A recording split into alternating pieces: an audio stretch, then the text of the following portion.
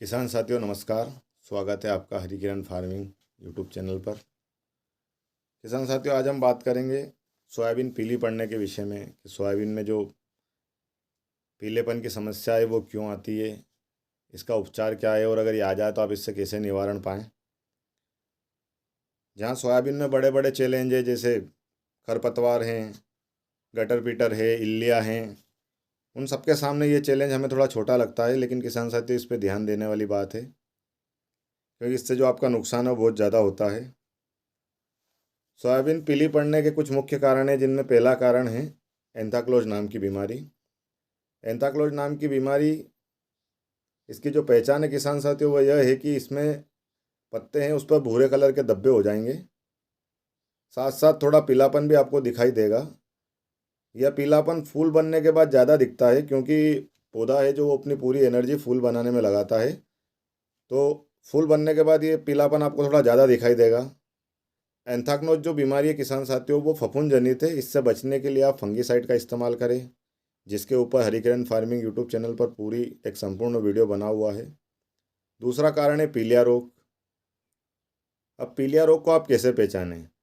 पीलिया रोग जो है वह शुरू में पेचेस में नहीं आता या कि एक हिस्से में पूरे में आ गया तो आप उसको देखकर दूर से पहचान ले कि पीलिया आ गया। वो एक आध पौधे में एक आध पत्तियों पर आता है, उसके बाद वो उस पत्ती से पूरे पौधे में और उस पौधे के बाद दूसरे पौधे और पूरे खेत में फैल जाता है। पीलिया के इस पौधे में आप देखेंगे तो पाएंगे कि उसकी जो पत्ती है वह पूरी तरीके से पीली नहीं पड़ती, हल्की हरी रहती है, हल्की पीली पड़ती है और पत्ती सिकुड़ जाती है। इसकी एक खास पहचान है।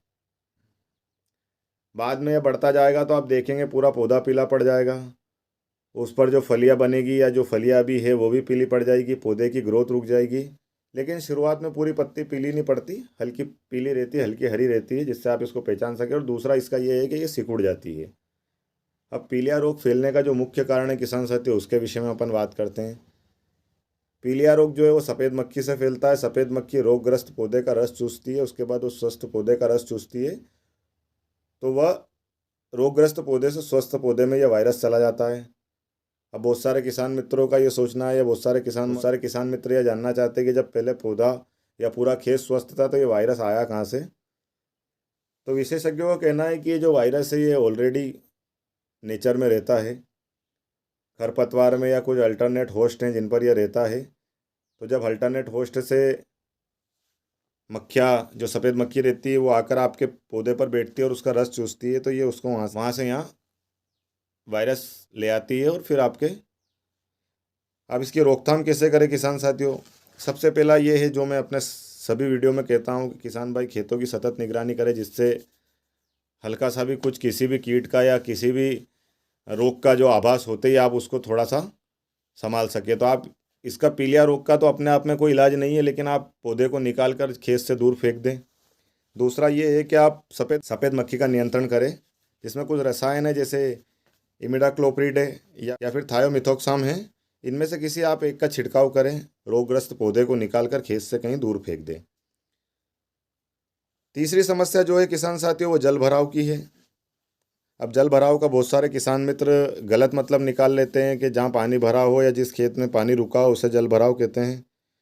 जल भराव का मतलब यह नहीं है किसान साथियों। जल भराव की स्थिति उसे कहते हैं कि जल भराव का मतलब पानी खेत में भरा रहना नहीं होता है। जल भराव की अवस्था वो होती है कि जब मिट्टी को जितना पानी चाहिए उतना मिट्टी ले लेती है, उससे अत्यधिक आवश्यकता में पानी अब मिट्टी ले नहीं पाती, तो उस अवस्था को जल भराव कहते हैं।